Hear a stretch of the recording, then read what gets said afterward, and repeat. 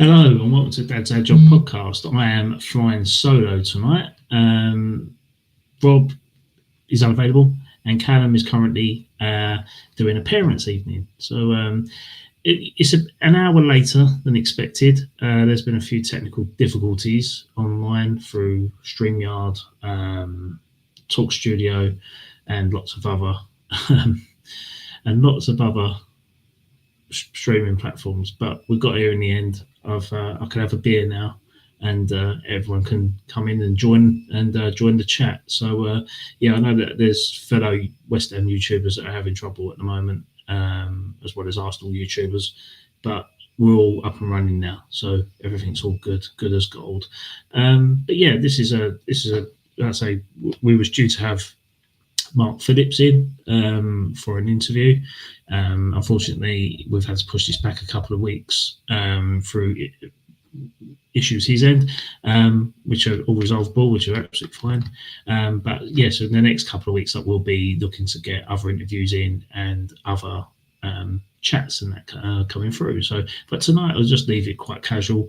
Open the floor to anyone that is interested, and yeah, let's say if anyone wants to come on, then you're more than welcome to join by the link that's in the chat, and we can talk anything that you would like to talk about. I say, the topics at the moment would be the transfer window, the FIFA Club World Cup, and obviously West Ham pleading poverty yet again for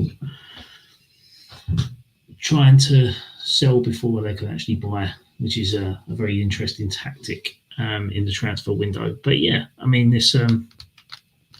I'd say what I could actually do and start with is reacting to certain transfer news that has occurred this week. I see today that Kevin De Bruyne has signed for Napoli. That's a great signing. That is a fantastic signing. One of the world's best players in European football. He could have stayed at Man City and play at the FIFA Club World Cup, but he's opted to go somewhere with a bit more stability, a bit more of a career, a bit more of a future, and he's going to apply his trade in Naples and enjoy the sun and have a midfield partnership playing alongside Billy Gilmore and Scott McTominay.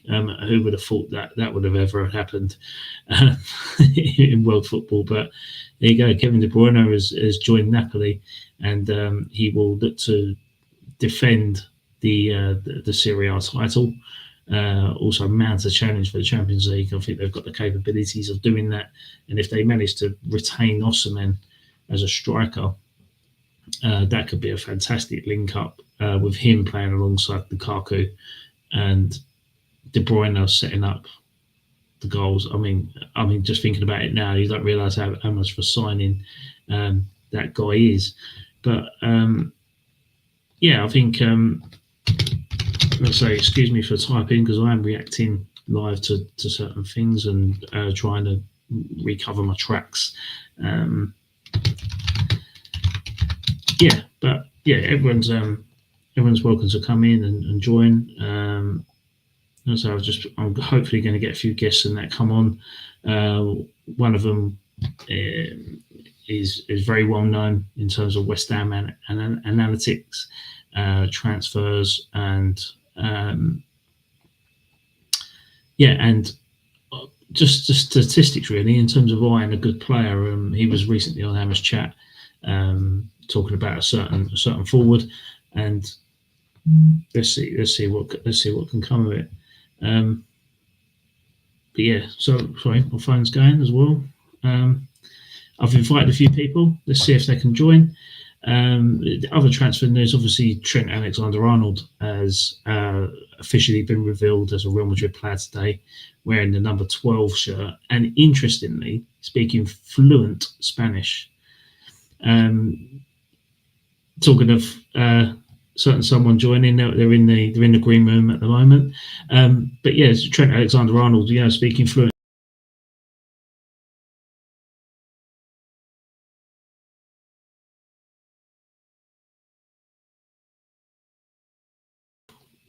preparing himself for a move to Spain. So it looks like he's been taking up a lot of Spanish um, lessons. But here you go, here's Sloth. Sloth seems to be a bit upside down at the moment. Oh, what's going on? There we go. That's better. How we doing, mate? We're all right? Yeah, good. Thank you. Yourself? I'm all right now. Everything's working, mate. We'll see about that. It wasn't just me. It was like literally everyone on StreamYard or Streamlabs sort of world. Everything just kind of went down. But yeah, we got there in the end, which is great. So we might have some more guests in that joining soon. I mean, some of their streams are at the same points where they have had to sign up to trial versions. The time expiration is ending now, so hopefully that might come to our advantage. That'd be great. So yeah, so how's things your end? Everything all good? Yeah, good. Just a matter of days now before my partner drops the little one, so it's yes, it's all kind of coming to a head, but all good. That's good. Do you know what you're having? Boy. You're having a boy. So Dimitri, baby Dimitri, it is then. Well, we've got a couple of names lined up. I keep trying to drop some action movie names or West Ham legends in there, but nice. It's still very much up in the air. I think until we see the baby, we're not going to know. But, yeah, that's it. I mean, we didn't know the sex of our baby until she was born. So it was a fantastic surprise, I must admit. And then obviously we had names for boys and had names for girls, but we felt we kind of covered girls' names more than we did boys. So it was kind of written really. So we knew what we was going to call our daughter. So yeah, it's a great moment, mate. You cherish that because it only comes around once. Yeah, I can't imagine. So it's definitely something that, I mean, people often say that if I was any more laid back, I'd be horizontal, but I am very excited. So even though I might not necessarily be the most showing of that, I'm very much just sort of trying to remain cool and calm and hope that over to her. You got to be the backbone. You got to support the person that's going to be doing the most physically challenging aspects ever. So you just got to be there for moral support and be there and wipe the tears away as such. But I'm sure it will come natural, mate. So it won't be a problem. Yeah, well, I mean, aside from that, I'm just happy the season's over, mate. I'm still sort of like and that recovering from that. So I'm just kind of taking everything with a pinch of salt at the moment and trying to figure out where we go from here. Yeah, that's it. So obviously tell us about your channel, Babbling Irons, and obviously your fancy swanky new graphics. Tell our viewers or those that are going to be listening soon what you're about. Well, so there's three of us and we tend to take a very different approach to the game, and that's what I think really works is that although we all appreciate the data and the stats driven approach, I think quite a lot of the time you will find people who pretend to be experts or will try and will kind of talk the back leg off a donkey, and most of the time, you know, it's purely through the love of the game, and people will be able to talk for hours and hours about football from their point of view. And it might be that they tend to look at things like XG or hide behind those kind of expected assists and things like that when they look at a player. What we try and do is we not only try and break down why that can be deceptive, but also look at the individual and how the performance of games have broken down. So that's a really key part of what we do. And you mentioned the data that we use and the graphics in particular. We really try and take a Monday night football approach to things, but with a bit of back and forth between us all, and also hopefully a bit of insight from. I'm a qualified referee, so are you really? Yeah, I try and keep up to date with it. I haven't refed a game in about 15 years, but as soon as I turned 16, that was one of the things that I did. Took my refs exam and did about 2 years refereeing. Nice. And I know it's not, nobody likes a referee, but the thing is that I often look at things from a very different point of view to the other guys, and I think that can be what works. And it's about combining the love of football with the data-driven side of things, and then the eye test. That's what I tend to think about. Yeah. Evening, usual suspect. I think that's a Babylon Irons. I think just generates a lot of good content, and obviously knowing that you're an ex referee, or SAX. But yeah, I think it's always good to get that other side to the game, really, which is always the interesting part. But okay, then so tell us some of the players then that you've that are going to be linked to West Ham this summer. Well, I mean, obviously the big one today is John Duran, and I think that's kind of I've already had a few discussions about it with various people online, but I think as long as it's a pure loan, I am pretty happy with it. I think he fits the exact kind of physical profile that we need at the club, or thrives at West Ham generally, and you know, he's a bit of a character. I don't know if I'm allowed to swear, but you can swear, mate. Cool. Yeah, cool. Yeah, he's a bit of a bastard. So he that's a bit harsh. he fits that kind of profile that West Ham fans like, or that works for us. So while he's big, quick, has an absolute jackhammer of a shot, I think that if he is a pure loan, it's kind of one of those deals where too good to turn down, and we can build around the rest of the forward line. Yeah. Yeah, so just looking at the comments there is just a bit like, especially like freeloading Ponces. I love it. Keep going. Keep doing it. I think John Duran obviously he's a clinical hitman in the opposition box. I mean, as we found out last season on the first day last year. So it's we know what he's capable of. Hence the reason why we were with him so heavily for a number of windows now. But I just think that that ship has sailed. And I think with him being on 325 grand a week, as what it's been reported, there's no way West Ham are going to be covering any significant amount of that wage bill. Especially with the Saudi clubs. In my honest opinion, I think John Duran will end up at somewhere like Newcastle, where there's already a PIF relationship. And then obviously, when you look at it imagine one person having a series of bank accounts, then it almost feels like, well, they're going to take from this bank account to feed that bank account, but yet it's all under the same person that's paying it out, if you know what I mean. So it's not like they're recouping anything. It's just that they're probably retaining their asset by playing in another guys. But so we've just got another guest to join us.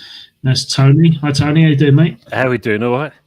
Yeah, not bad. Oh, we've got another guest as well. So we've got a plethora of guests this evening. So we're joined by Tony and Budgie.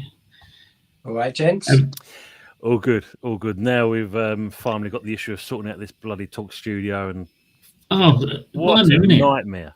Absolute nightmare. This is the worst hour of my life. But no, we can't hear you, Budge. So we'll let Sloth continue. I mean, obviously, he was talking about the John Duran link, and you could give us your thoughts on what you think of John Duran. I mean, has he performed in Saudi Arabia then, Sloth? I mean, to be honest, I kind of write players off as soon as they go there. So I'll be honest, I've not watched him in Saudi Arabia, but I think the key thing for me is that he's done it in the Prem. And it's not a case of us, normally when we look at a player who is or has performed in the Premiership, they're at, 30, 32 years old kind of thing, or they're 29. And while that's not necessarily a write-off, I think where Duran changes it is that he is, he's still a very young man, and even regardless of the attitude issues that he might have, I think we know he fits a profile for a forward that suits our system. And I think, we freed up a ton of money from Ings going, from potentially Antonio leaving as well. And we've got these wages that we can potentially cover a fair chunk of what he's on. Yeah. Tone, what's your thoughts on that, mate?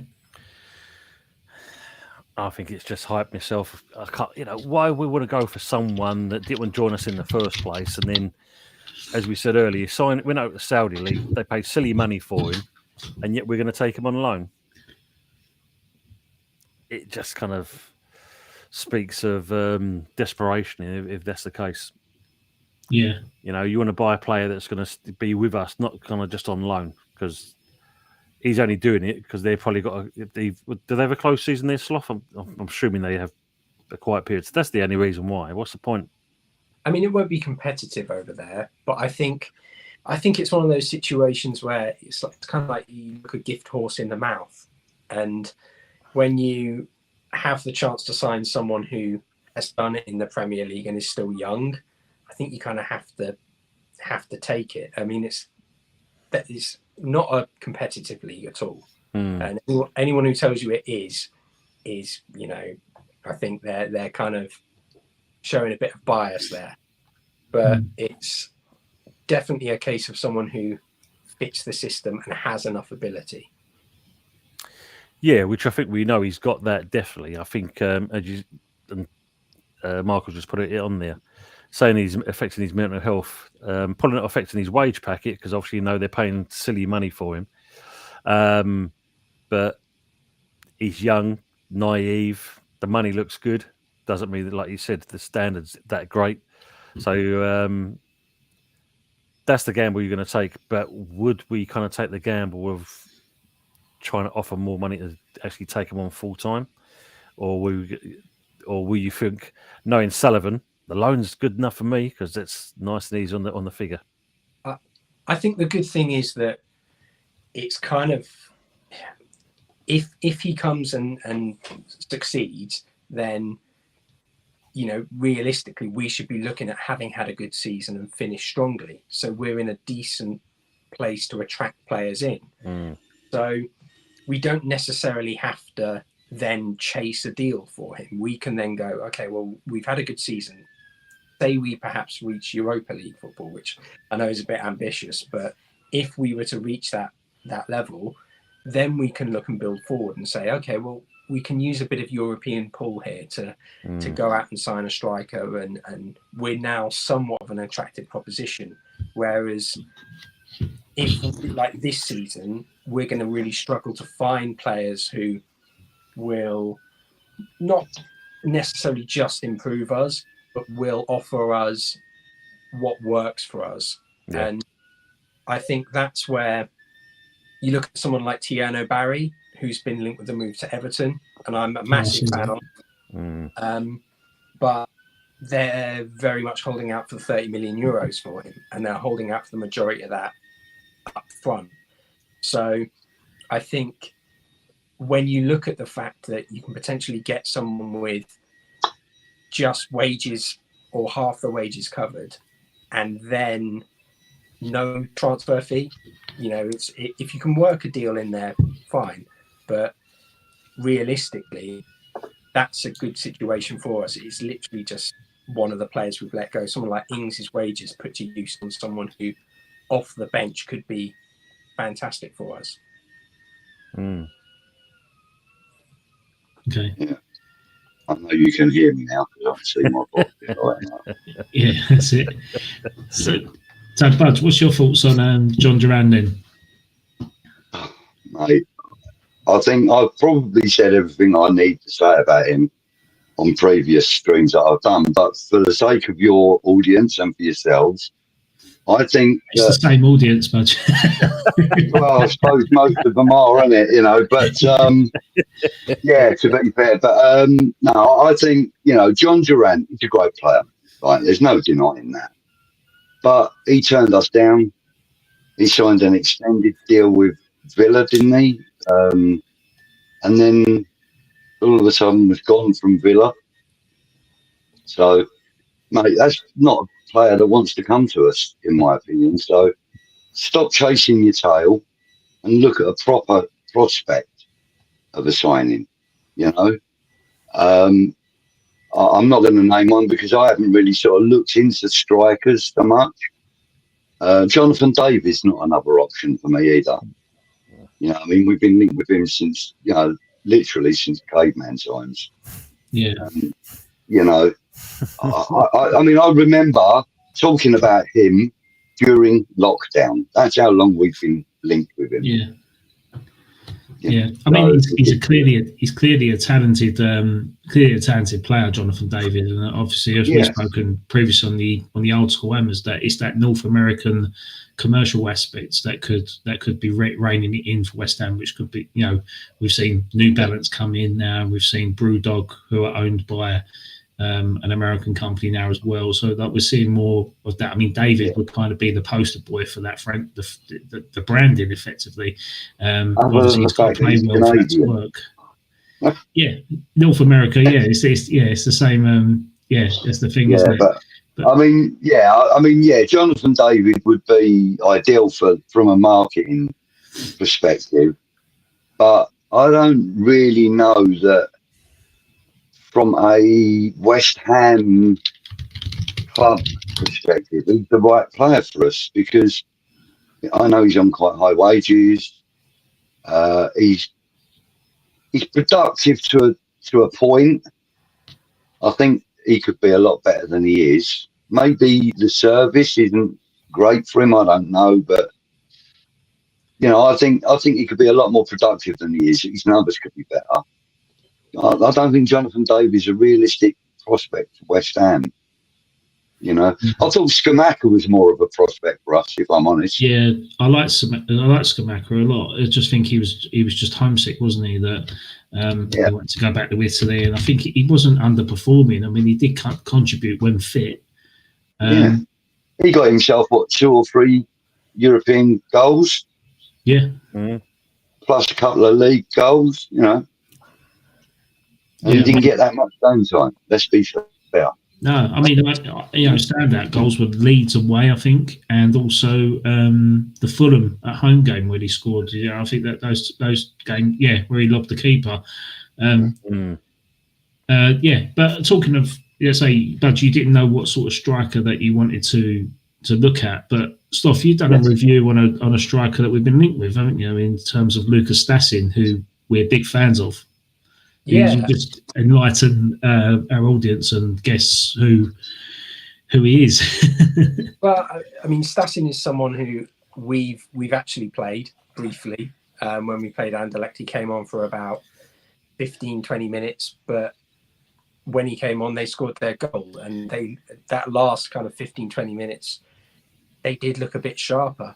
And he is someone who we've both waxed lyrical about in recent weeks, and I kind of compared him to a Berbatov style player where he sort of floats, rides challenges, has great close control and brings others into play with him. But it's that final kind of consistency that I think he needs to find and start seasons properly. If he's going to do that, if he can do that, then he will be reaching 20 goals a season. But, you know, at the moment, he's just over 6 foot, young lad, and technically, I think he's really, really really top quality. He's got all the attributes to suit the Premier League, but importantly, suit West Ham and bring others into play around him. And I think that's kind of, you know, you mentioned Scamacca. That's where I think the difference between these players is someone like Scamacca didn't quite have that yard of pace that we needed, but also didn't quite have that ability to link up play. And I think though Stassin doesn't quite have that explosive pace, he's quite quick. And one thing that he certainly does do is link the play well. So if we can get players like Bowen, Somerville running off him and giving him an option, then I think he will be a really great success for us. Mm. Yeah, I mean, I agree that I've had a little look at him myself because, as you said, you're fans of him. Other people have given him a bit of coverage. So I've kind of done a little bit of research in that respect. You know, I've seen a few people chatting about him, etc. And I think you're right. I think he actually suits this style of football that we think that Graham Potter's trying to employ. You know, I think you're right. He playing in like a front three, you mean, yeah? Yeah. Yeah. I mean, yeah, he is. Like from what I've heard and seen of him, yeah, he's perfect for that. He's perfect for that. Yeah, Yeah. I agree. I think he as I say, we was talking about who the nearest sort of player he could be in terms of like comparisons, and I said to Sloth, you know, a good Rasmus Højlund. I mean, when Rasmus Højlund was in Serie A for Atalanta, and you know that's the reason why Man United bought him. It hasn't particularly worked out at Man United, but I think that's the sort of player that we could be looking to get in with that sort of style and guise and physicality and technical ability. I think he suits that a lot. I say if you know, I'd take Rasmus Højlund any day of the week. I think he'd be fantastic for us. Not too keen, Steve. I'm not, yeah, same here. I'm not too keen. I mean, when you look at it, he's already been burned at Man United and that, and if we took him on, I remember back in the day when we signed David Kelly from Leicester, he was exactly the same thing, banging in goals for them. Come to us, and he couldn't hit the barn door from 3 yards out. Yeah. So yeah, not for me. Yeah. I was just reading up on it. So apparently it was to do with Google. Their internet, you know, they power basically everything, and they went down, and that's why we had all the problems. I won't say it. I was with what's happened today. I thought it might have been a link with that, but I won't go into details. But Sloth, I mean, there was another player that we liked as well in terms of raising awareness, and I think he's actually been linked with a move to Leeds United this summer, and that's Nikola Kristovic, who's at Lecce. Tell us your thoughts on Kristovic. Yeah, I mean, he's someone that I think if you're looking for a recent player to compare him with, he really kind of reminds me of Mitrovic at Fulham. Same sort of physical build, perhaps a little bit more pace, but that same sort of ability that if someone tries to challenge him, they just bounce off him. He is a big physical, strong unit, really good in the air, and I think he's at that kind of age where, you know, he's should be looking to progress, and if he's been linked with, I think, Inter Milan as well as us and Leeds, so he's the kind of player that I think Füllkrug could replace Füllkrug and replace him really well, because he's not really had any major injuries. As I mentioned, he's a lot younger, but he's also just as strong in the air. And I mean, he's not from the same glistening country in terms of their football reputation, but Montenegro international, isn't he? Yeah, but he's someone who I think would really, I think he'd really be a fan favourite after a few games, because he gets stuck in, and he's not rapid, but he is quite quick. But he sort of like a Dean Ashton style, technically strong, good in the air, and as I mentioned, he's got that physicality where players just seem to bounce off him. Yeah, the only trouble is comparing him with Dean Ashton, though, in my opinion. Not many people had the instinct that Dean Ashton had. Not many people have displayed that kind of instinctive finishing that he had. You know? And that, I think, has been missing in football for quite a long time, since he retired, you know. But other than that, I kind of get where you're coming from. There's a player I've been looking at. I don't know if you heard me mention him on the show that Tony and I did. His name's Luciano Valente. He's young Dutch player, 21, midfielder. Now, he's quite comfortable anywhere in midfield, but they list him as a centre attacking midfield. But that's not his best position. For me, he's a box-to-box midfielder. Like, he's the kind of player that we should have gone and got to replace Declan Rice with, in my opinion. He's that kind of box-to-box midfielder. He loves to attack. He's brilliant in defence. You know, he's great at winning the ball. He's 21, I think, or something like that. Yeah, 21. He plays for Groningen in Holland. His mum's Dutch, his dad's Italian, so he's had some Italian national football in the lower age groups. But now he's with the Dutch national setup. He scored tonight, actually, for the Dutch under-21s. Okay. You know, he's actually, look, he's not Declan Rice. I'm not saying that.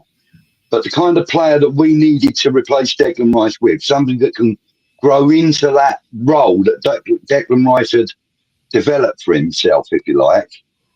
You know, taking on the defensive responsibility, taking on the attacking responsibility, but also taking on the responsibility of my job in the centre of midfield kind of thing. You know, he's really good at it. You know, I've watched him a few times because Groningen happens to be my favourite Dutch club anyway. And, you know, I've watched a few of their games and, you know, I think he would be a really good addition. As I said, he's 21 and he's quite a tough. He's had 14 yellows and 1 red in his career. So it tells you he likes to get stuck in. Yeah, and that's just in his senior career. I don't know about his youth career. I hope he doesn't turn out to be another Alvarez in that sense, in terms of quite. I understand where you're coming from, but I mean that is overall competitions. You know what I mean? But you know, and that's over. I think it's like a 3-year period. I think so. 14 yellows over a 3-year period isn't dangerously high. No, but it just goes to show you that he is a guy that likes to get stuck in, maybe, or you know, he's not afraid to tug on a shirt if he needs to. Take one for the team, you know. I mean, in terms of like when you talk about Declan Rice replacements, I mean, there was one guy that we had an eye on. I think Sloth even mentioned him before, was Tiardi Reindeers, who was at AZ Alkmaar and scored against us in the semi-final in the Conference League, who then benefited by having a move to AC Milan that summer. He just recorded the Serie A Midfielder of the Year, despite AC Milan finishing 8th, and he's just secured a move to Man City and going to be playing in the FIFA Club World Cup. I mean, you think of how much we could have bought him back then, so how much Man City have bought him for now, just proves that the quality is there and identified very early. It's just West Ham stalled on making those decisions and getting those players in. But in terms of the player that you mentioned, I mean, the club that he's from, Groningen, if I've said that right, if I've said it wrong, I apologise to any Dutch person listening to this. But Dave, the bit that reassures me that the fact he's coming from that club is that they've got a track record of identifying young talent. I mean, Arjen Robben come from there, Luis Suarez come from there. So if their track history is respectful as it is known for, then I'd have no doubt that the player would be a good player. But there's another player in the Dutch league that I quite like, and again, Sloth might be able to back me up on this, but it's Pierre Koopmeiners, who plays for AZ Alkmaar. I think he's probably the ready-made person to come in and shore up the midfield in front of the defence. For me, I think if he's worth buying now, then absolutely get him. Reminds me a lot of Tom. I mean, he's got a turn of pace as well, though, hasn't he, Koopmeiners? Yeah, they show you quite a quick player. And it's like, you know, that's Valente. He's got a turn of pace about him, you know, which is something that our midfield has lacked.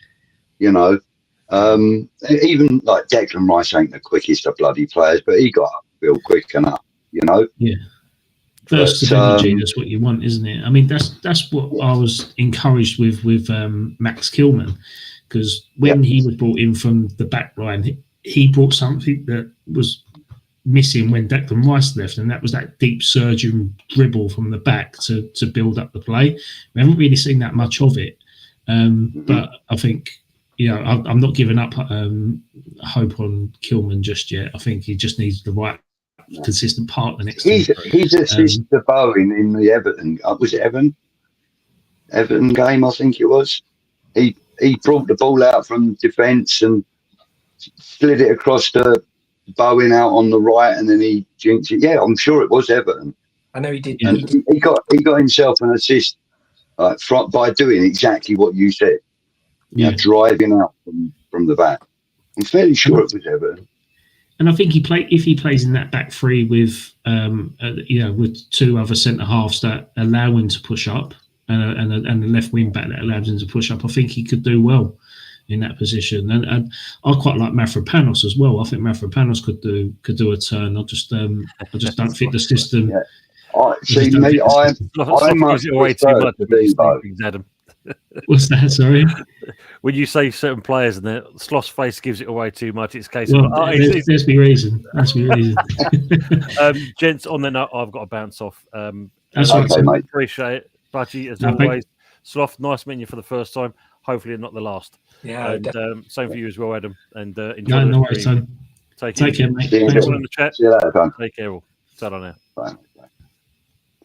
Okay. I was just going to add that I think that, you know, the Google Myers idea, I think is perfect for us because, you know, he's not the sort of player that is like disloyal in any way or shape. You know what I mean? He, like, from what I know of him, he's got a really good record with the fans and like with backroom staff at the club and stuff like that. That's the kind of player we need bringing in. Yeah. You know, players like that get on with the backroom staff, that acknowledge the fans. You know, someone to orchestrate the game, and I think he does that. Yeah, and he does that really well. Yeah, he does. Yeah. Yeah. Okay, I've got a couple of questions here in the chat. I don't mind answering them. So, the first one's from Tony Herbert. Lads, would you take Tammy Abraham up front? He's missing the English, apparently. Thoughts? I would. Personally, I would take him because I think he's got a point to prove.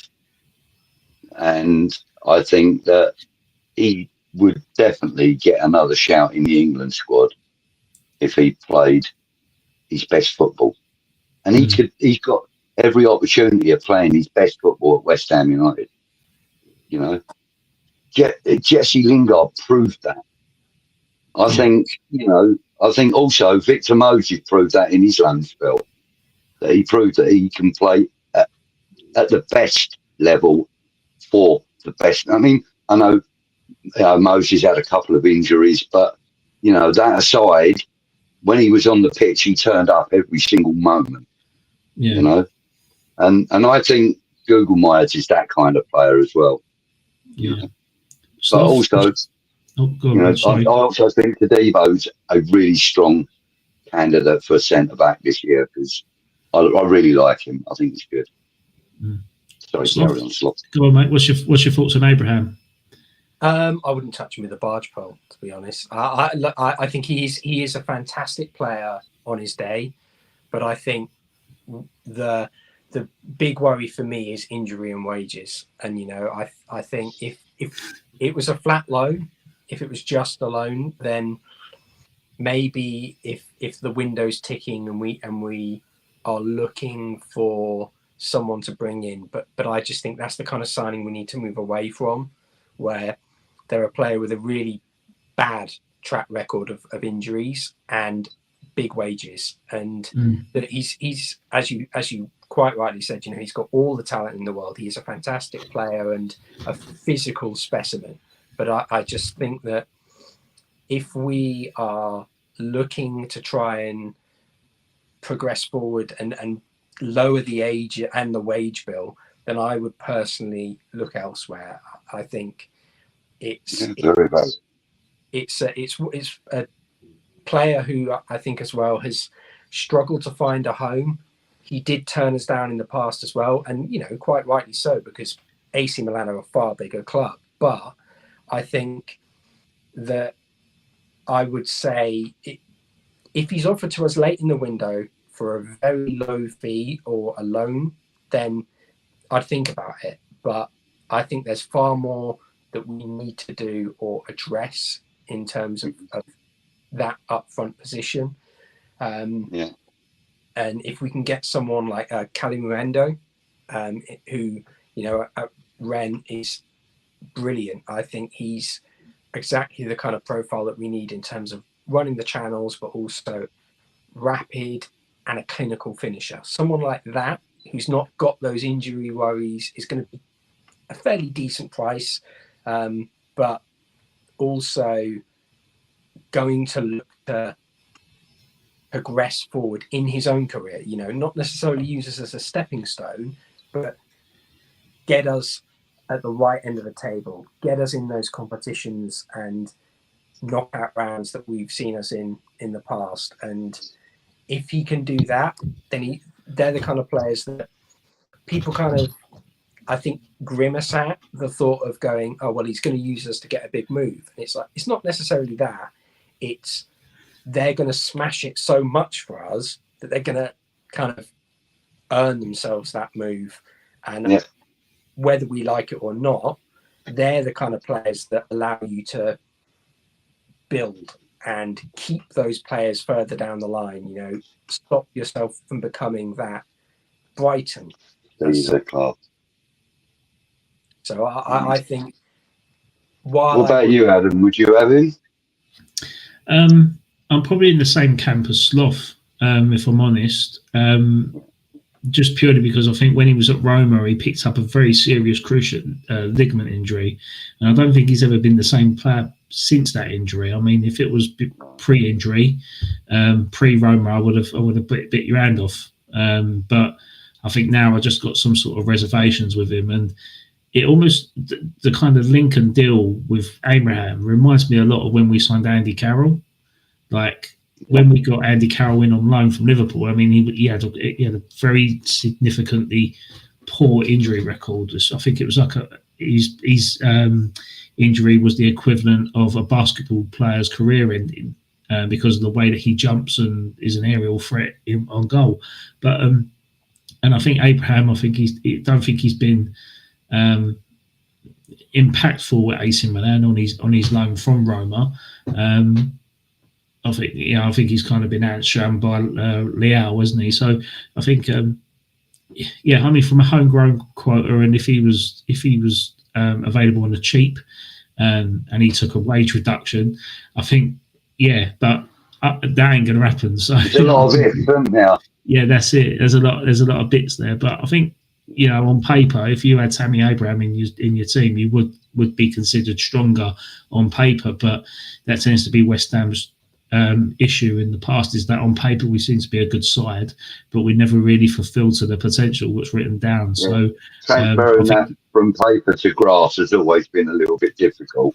Yeah, that's it. So I mean, Abraham is he's a good enough professional, but I just don't think he's the right fit for us in this instance. But another question we got is from Michael Blees. Will Sullivan allow Macaulay to do his job or tread on his toes like he did with Steiden?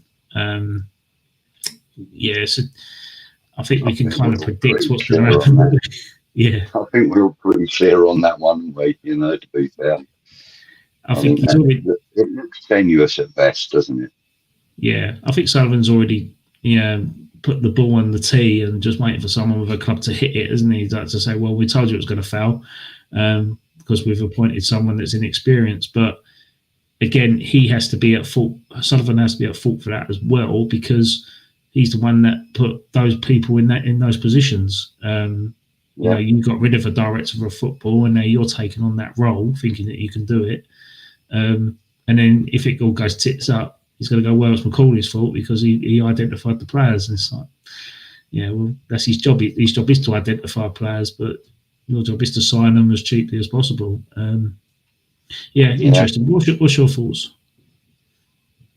Me, listen, I think we're going to struggle in this window to get any real momentum going. I think we're going to probably end up with a bit of a Heinz squad, a bit of like a couple of free agents, a couple of loans, maybe one or two cheaper purchases.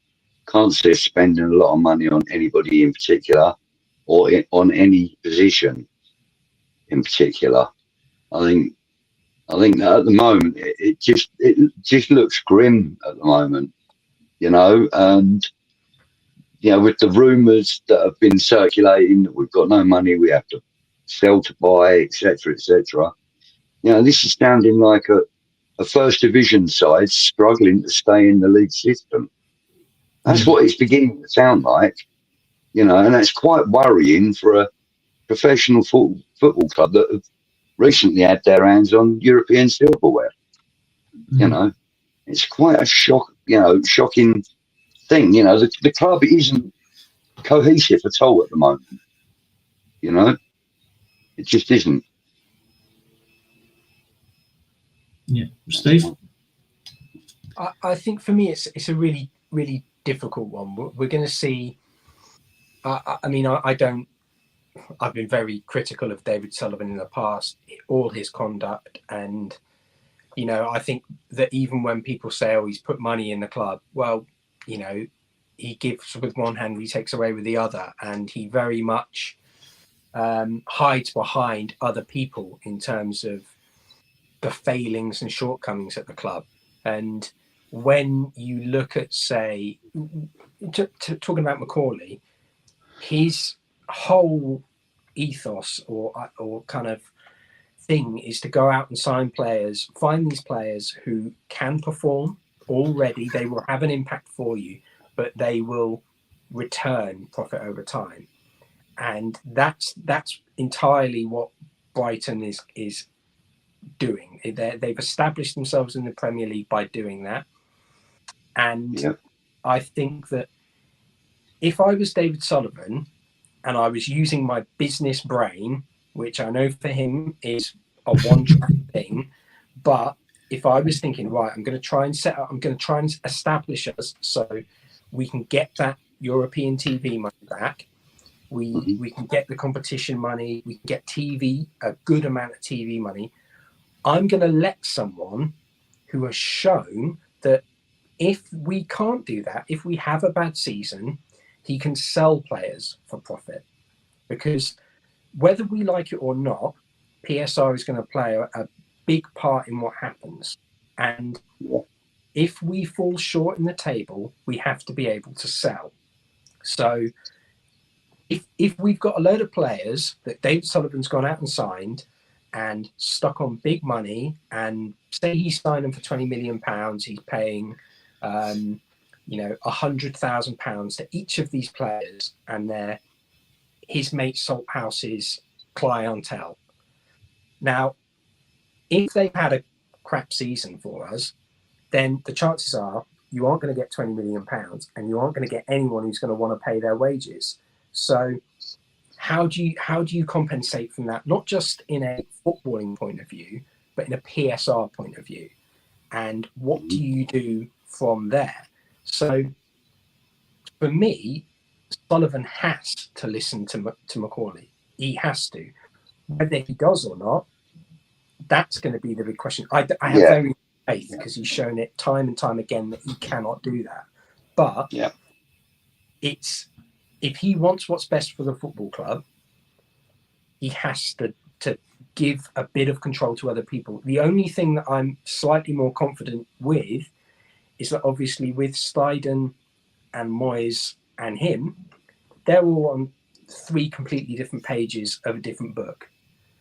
And I think with Potter and Macaulay, you at least have 2 people reading from the same hymn book.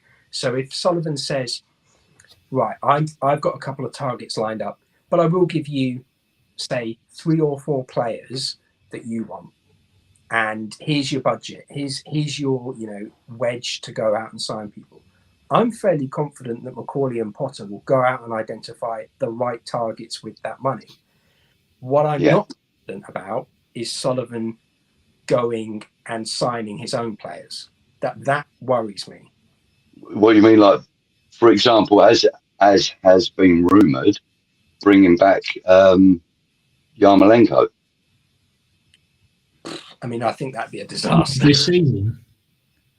I'm serious. I've seen it on. I think it's probably West Ham zone, which you know they're not the greatest of information, but yeah, linked with bringing Yarmolenko back. I think if it was I think that'd be better. I think No, sorry, not Yarmolenko and Arnautovic. Arnautovic, not Yarmolenko. Sorry. Yeah, no, not Yarmolenko. I was going to say that. Arnautovic. Yeah. Yeah, sorry I was guys. going to give us an heart attack, mate. Yeah. So I've got all the sprays you need, you know. It was actually Arnautovic bringing him back, and I just thought, you can't go backwards. You can't go backwards. I do agree. I think the only thing that doesn't worry me about that is say if Sullivan goes, I've got you a free, I've got you a little freebie here, and it's Arnautovic as a free signing. I still think you can do. Oh God, yeah. I mean, that would be nice, but like pay 30-40 million for him would be huge. He's left Inter Milan, so is he? Yeah, there's no transfer fee. Oh right, okay. Is he officially left, or is he got part of the FIFA Club World Cup squad? He's been released. Oh right, so he's not part of that competition then. Yeah, no. Okay. So the thing that I know the tweet you're on about now, Budge, in terms of the Arnautovic thing. Yeah. The bit that baffles me is how favourable a lot of the fan base are in terms of getting him in. However, people are knocking the fact that they don't want a club legend in Mikel Antonio's contract to be renewed, who's younger, that is probably more proven in the Premier League than what Arnautovic is. And it kind of baffles me in terms of, well, do we give 80-90 grand a week to Arnautovic for a couple of seasons when really we should just do that with Antonio and give him the benefit of doubt? I think they're very different situations, in fairness. As much as I really like Antonio, I think this is a player who you have no idea his recovery. You don't even know if he will be able to cope with the physicality of professional football. That is the reality of it. You know, he's playing for Jamaica this weekend, isn't he? But is that really really top level physical football? Depends on who they're playing against. Yeah, exactly. If it's Argentina or someone, then he's pretty well up for a baptism of fire, isn't he? You know. Yeah. But I still think that you look at his season for us, how he started, he was not very good, and I think the only reason I was somewhat positive about Arnautovic is because he does fit that physical profile, and I think he would do something for us off the bench as opposed to like Danny Ings, where he tried, he huffed and he puffed, but he didn't really do much. I think if Arnautovic is in that situation, he does more for us. But Antonio, look, as much as I love him and I would like him to be around the club, I think giving him a contract is nothing more than goodwill. It's nothing more than a goodwill gesture. Unless it's a pay as you play. Yeah, but even then, he's still going to be taking up a squad space. So, but for me, I think the way it looks at the moment, though, stuff, it looks like we're going to be struggling to fill them spaces anyway. Yeah. So, he might be an option. It might be an option. For me, I think, given from what I've heard, that the fact that he was put himself in contention to be on the bench for the Ipswich game, last game of the season, and Potter made the decision to not include him in the squad. Yeah, I think part of me feels that the thing with Antonio, I think if he was just any other player, and looking at his physique and the way he looks after himself, with his nutrition, the way of his physical appearance, I think if it was any other player, I think that's it, their career's finished. But I think because he's looked after himself so well, that his recovery from this, despite how catastrophic it was, I think he still could have a part to play, and I think that would be such a good story as well. I think that if we gave him a contract, absolutely. And the thing is, you know, he is, you know, like when he had his accident, I went on streams and I was like, yeah, Antonio's career's done, mate, or at least his professional career. You know, he might be able to play non-league somewhere or lower division maybe somewhere, you know, but like top flight, he's done. And then I started seeing the videos that were popping up of his recoveries. And I'm like, hang on a minute, this geezer.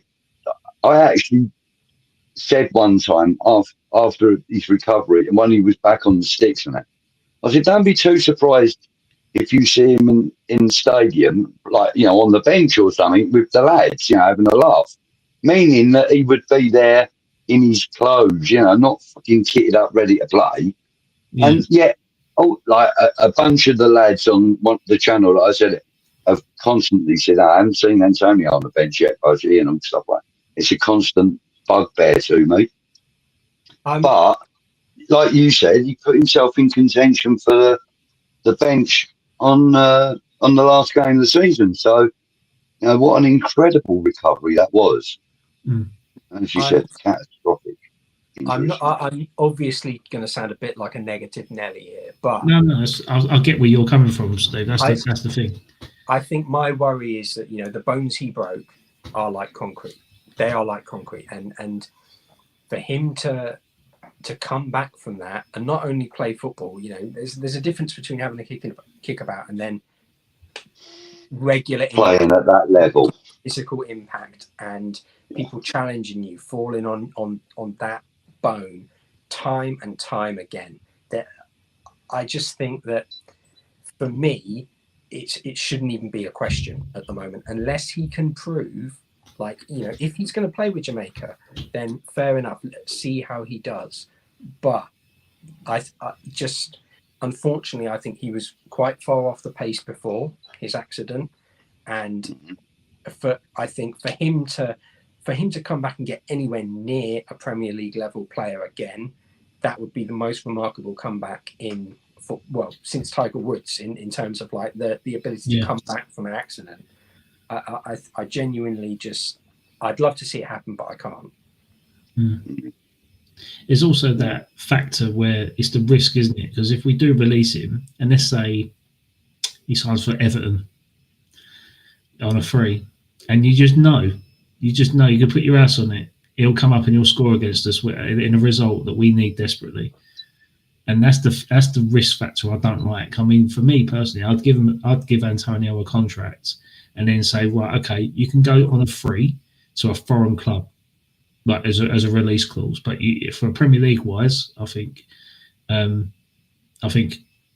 give him a contract just to protect it, just protect that comeback effectively. I mean, it might come at quite a cost, but yeah, we're not very good at protecting that comeback, are we? To be fair, no, because the players always come back and score against us. Yeah, all of them. Jermaine Spide, Frank Lampard, Michael Carrick. Sorry, I just had a message off my wife saying that just to let you know, our daughter fell out of bed. That's what the banging noise was. She turned over and she fell on the bed, fell on the floor. But yeah, okay. Well, going on to other footballing matters. I mean, we've got the well-known FIFA Club World Cup coming up. What's your kind of thoughts on this competition, and what sort of team are you keeping an eye out for this summer? I've got no interest in it, if I'm really honest with you, mate. I don't know. I really don't know. I have no idea who's in it, except for Man City. I have no idea. I really don't. Look, West Ham don't qualify for it, so I don't really look at it, you know. You know, I'm more likely to know the local, you know, pub teams that are playing next week than I am who's in that competition, if I'm honest. It's kind of very elite. It's almost Super League kind of vibes about it, and so, for us to qualify for that, we would have to either win the Champions League, win the Premier League, or something equally as good, which, what else is there that would be available to us? That would be it. Well, Champions League is no go for us at the moment because we're not even in any European competition. And the Premier League is definitely beyond our reach because we can't even hit the top 10. So, for me, the competition, I think the clubs that enter into it probably have a great time. They get to find, new players and stuff. It's great. But, I won't be watching it. So, No, I just think it's an absolute joke of a competition. They say it's a competition. Yet, I think this is essentially just, you mentioned it, it's the Super League that people wanted, but it's from the club, it's from their own point of view. It's not something to rival, it's their own. And they basically said, oh, what we're going to do is we're going to get you all to play in it. You have to play your strong squads as well, because there's a £120 million prize up for grabs. So it's basically just a PSR write-off. It's just a write-off for any team who wins its books. Now, if you look at the big backers for this, the big team backers for this, Real Madrid and Barcelona, they've got dogs finances. They are in a really bad way. Real Madrid not so much, but Barcelona, you can bet they absolutely threw them. So if there was a women and children on a Titanic, they'd have been throwing themselves ahead of the way. They'd have pushed them out of the way to get involved in this. It's essentially just a financial write-off for these big teams so that they can go out and keep spending and lower their debt at the same time. It's nothing more than FIFA trying to rub its own brand in everyone's faces, try and grow more, and also protect their biggest assets. It's nothing. It's I'm not interested in it. I probably won't watch it just because, to be honest, I think the level of competition, these are players who should really be on a beach somewhere. They're going to try and label it as this top tier competition. Well, I think for that to happen, you've got to have a bit of intensity. I'm not going to be thinking about giving my all when in reality I'm preparing for the next season. I'm thinking about an England call-up, or I'm thinking about, say, my national team. And I just think that it's a very cynical. This is the worst part of football. It's an insipid money grab and a chance for all the FIFA people to sit there and go, "Oh, aren't we great? Isn't this lovely?" And UEFA to go, "Oh yeah, go on, good job." I think it's a grotty, horrible, and cynical competition. You forgot to mention the FA running along behind saying, "Don't forget us." Yeah, yeah. Yeah, there is that. Enabling it, I mean, I get the political side to it, but there's something that's quite interesting in terms of seeing matches that in a competitive state that we'd never see before. I mean, there's there's a couple of things here. You've got Bayern Munich v Boca Juniors in a competitive game. I think that's an amazing game to be watching. I know I'll be watching that. We talk about Barcelona. Barcelona ain't even in it because they didn't reach the top coefficients nor win the Champions League. So they're one of the big teams that ain't in it. Yeah, they were one of the big backers. They were one of the people who were trying to push this through. Yeah, that's right. That's right. You've got Real Madrid v Pachuca. You've got Borussia Dortmund v Fluminense. You've got Inter Milan v River Plate. I mean, there's some fiery games there. There's some fiery games there, I must admit. I mean, you've got Botafogo for Atletico Madrid. I think there's going to be some interesting fixtures there that will get me watching, definitely. But I do agree with the sentiment that it is another manufacture competition to help generate more income, because obviously Real Madrid, they've championed Europe so many times. Now they want to really test themselves. It's just another franchise for football to swallow up. Yeah, you know? And the thing is, football isn't the only competition or type of sport that do this. I mean, even rugby are doing it now. They're having like a world rugby league and rugby union. World Series thing, yeah. World Series, yeah. So you're going to get teams from France play teams from South Africa and stuff. So there's going to be some interesting crossovers. In some respects, that is quite an appealing prospect. But for example, as you said, Boca Juniors and whoever it was, Munich. Yeah, Bayern Munich. I mean, like you said, that actually is quite a mouth-watering prospect. Yeah. Like, the reputations that both of those teams have. No, he ain't, is he? I think if you allow yourself to get look, these are friendlies. These are basically just big glamorized friendlies, and you can say, we've not had these before. Well, there was the Super Cup where these sort of games should be happening. It should be something that it's on a pedestal for a reason. You've got there by merit. You've not. I know they're saying, "Oh yeah, but it's coefficients and all that kind of thing." Well, this is a very clear time where it should either be international games or there's nothing. Yeah. This is it's coefficients that get you into the thing. Whatever happens to football? Yeah. Usually, it used to be that football got you into tournaments. Yeah. Winning. I think the coefficients is the way they've recalled success, isn't it? In terms of football. I mean, Barcelona haven't really been a successful side over the past 4 years, in comparison to those that have been successful, constantly being in top flight European football. I mean, Barcelona in Europa League 1 year, so that dropped them down out of the coefficient significantly. So there's certain. So who are the Premier League clubs that have qualified then? Man City and Chelsea, only purely because they won the Champions League.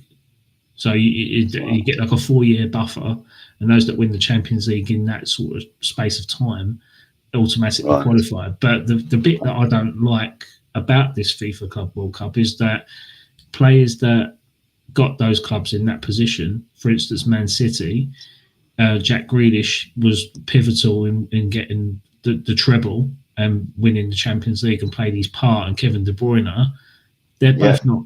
Grealish is there, and he's not even been put into the squad to play in that competition, but yet they've just bought a Wolves left back recently who can now represent them at the highest stage, and it's kind of baffles me really that the fact that Jack Grealish has been shunned. I mean, there's people linking into us, isn't there, on a loan deal? Yeah, I think he's come out and said he wants to move to Everton. Recently, yeah, I think that's come in the news over Newcastle. So, yeah, okay. I'm gonna have to make a move soon, guys. Yeah, I'm gonna wrap up the stream now anyway. So, thanks guys for coming on. It's been much appreciated. We'll do this again soon. Obviously, a much earlier time when the Google doesn't crash. So, much appreciated. No, thanks everyone for in the chat. It's been interacting and asking questions. It's much appreciated. And don't forget to drop us a like and a follow. And we'll see you next week. So thanks again, guys, for joining, and see you soon. Okay, guys. Nice to meet you, Steve. That's off. And Adam, again, nice to see you, guy. And cheers, thanks in the chat, everybody. Thank you. Cheers. Hola, and we'll cheer, and we'll spill a bit of beer. Raise a glass to the past and the mates who ain't here. From Highbury to Upton Park, it's now Ashburton and Stratford for a lark. It's the Old Dad's Our Job podcast, the heart of the game.